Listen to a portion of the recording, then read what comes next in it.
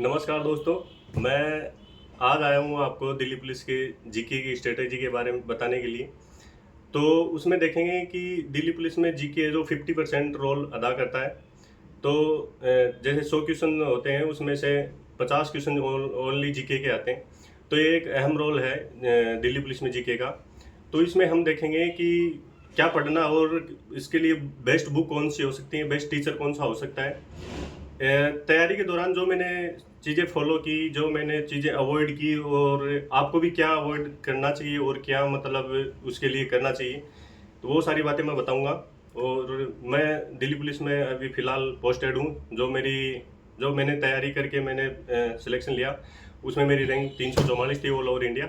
तो मैं आपको बताऊंगा कि जीके में आपको पढ़ना कैसे है एज ए बिगनर, और जो पहले से कुछ पढ़े हुए हैं जीके जिनका, तो उसके बारे में आपको मैं बताऊंगा।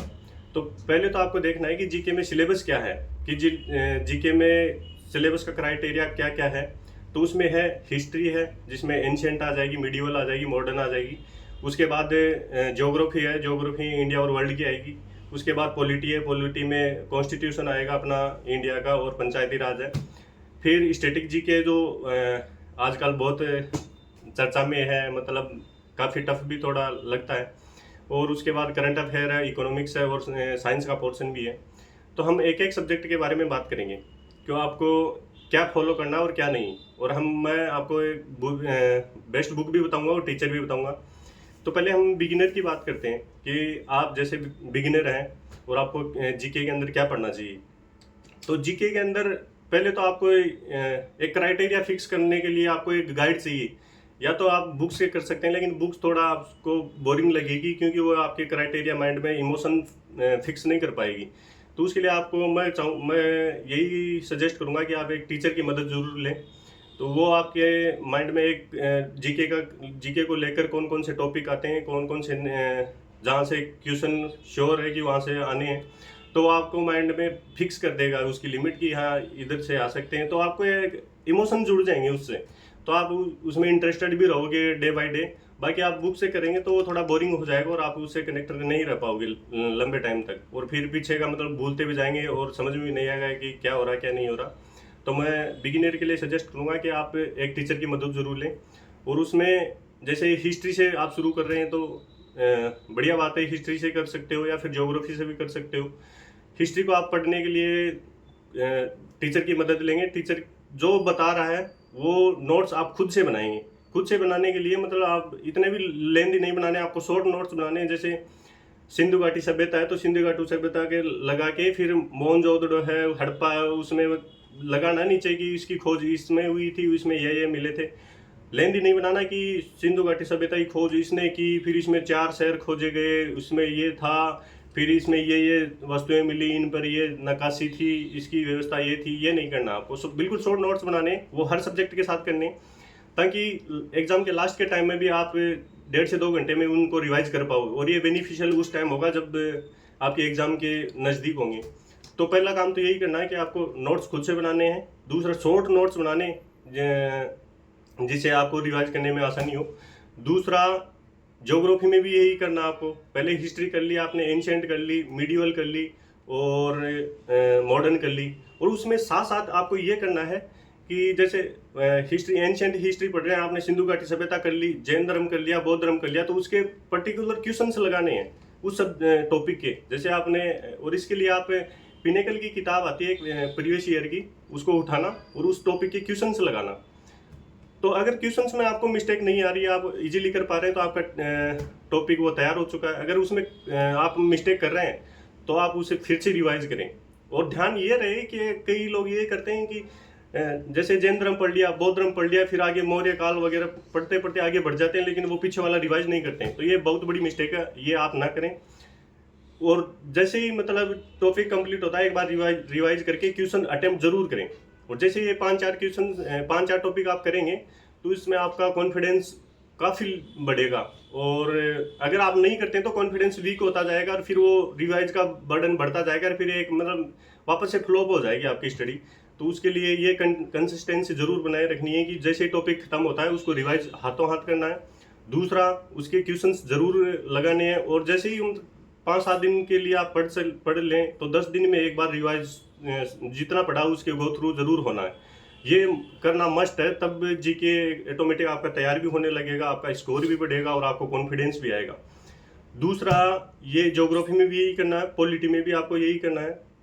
पॉलिटी तो वैसे भी इंटरेस्टिंग सब्जेक्ट है, लेकिन करना सभी के साथ यही है। और ये नहीं, अवॉइड नहीं करना इस चीज़ को कि हम जैसे टॉपिक पढ़ लिए और उसके फिर अगला टॉपिक पढ़ लिए, फिर उसे भी रिवाइज नहीं कर रहे, ना क्वेश्चंस दे रहे लगा रहे हैं, बस सिलेबस कवर करने में लगे हैं, बस छापने में लगे हैं। तो इस पर फोकस ना करें, क्योंकि अगर आप रिवाइज कर रहे हैं जिस दिन भी, उस दिन भी आप पढ़ रहे हैं, अगर आप रिवाइज नहीं कर रहे हैं तो इसका मतलब ये कहीं आपके माइंड में ये हो कि यार मैं रिवाइज करूंगा, इतना टाइम दूंगा, मैं इतने में क्लास लेके उसको नोट्स राइट डाउन कर लूँगा, तो ये बात आपकी गलत है। क्योंकि जब तक पिछला वाला सिलेबस तैयारी ना होगा तो आगे पढ़ने का क्या है फ़ायदा। तो ये भाई बिल्कुल भी गलती ना करें। दूसरा है स्टैटिक जीके में जो पोर्शन रेगुलरली जो रिसेंटली एग्जाम्स हो रहे हैं आपको एसएससी के, उस पर भी ध्यान देना, क्योंकि दिल्ली पुलिस की एग्ज़ाम एसएससी ही कराएगी। तो उसके रिसेंटली क्वेश्चंस पर ज़रूर ध्यान देना है कि कौन कौन से क्वेश्चंस आ रहे हैं। और मैं चाहूँगा कि जैसे दिल्ली पुलिस की जो लेवल की जॉब है उसमें एसएससी में CHSL है, MTS है, तो उसके मॉक में उनके क्वेश्चंस ज़रूर अटेम्प्ट करें आप।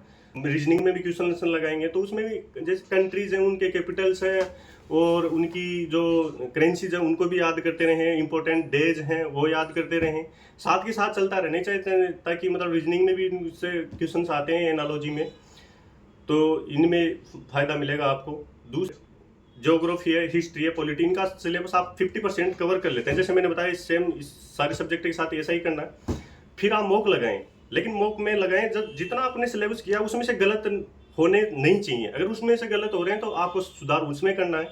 आपको पैनिक वहाँ पर नहीं होना है कि जहाँ मतलब सिलेबस से आपने 50% किया है और मॉक का जो 100% सिलेबस उसमें से आ रहा है और आपके गलत वो हो रहे हैं जो आपने पढ़े ही नहीं है, तो उस पर आप उनको देख के आपको पैनिक नहीं होना।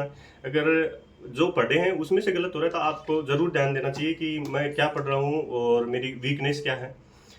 और दूसरी बात ये बताऊंगा कि आपको अवॉइड क्या करना है। अवॉइड ये करना है कि हिस्ट्री में भी कुछ ऐसे टॉपिक हैं जो टफ हैं। जैसे मुझे तो टफ लगता था कि मतलब ये जो छोटे छोटे काल हैं, चोल वंश वगैरह, चेर है, पांडे है, ये मुझे टफ लगते थे। तो इन जो चाहे वो कोई भी सब्जेक्ट हो, मैं हिस्ट्री की बात कर रहा हूँ, पॉलिटी में भी हो, ज्योग्राफी में हो, तो इन पर ज़्यादा समय खराब नहीं करना आपको, क्योंकि इसके चक्कर में ये होता है कि आप उन्हीं के लगे रहते हो कि जो टफ टॉपिक है वो समझ में भी नहीं आते और फिर उन्हीं पर टाइम वेस्ट करते रहते हो, जबकि वो जो आगे वाले टॉपिक हैं वो थोड़ा इजी भी हैं और आप उनको कर भी सकते हो, लेकिन आप ऐसा करते नहीं। तो ये आपकी बहुत बड़ी मिस्टेक है। तो ये बिल्कुल भी नहीं करना। आपको रेगुलरली बेसिस पर बस उसको रिवाइज करते रहना, उसका पैनिक नहीं लेना कि ये मुझे समझ में नहीं आ रहा है, कोई बात नहीं, आप आगे जरूर बढ़ें। दूसरी चीज़, जो उनका हिस्ट्री में उनके डीप में नहीं जाना है, आपको बेसिक कवर करना है। और जो इकोनॉमिक्स है उसमें भी आपको बेसिक करना है, उसमें डीप में नहीं जाना।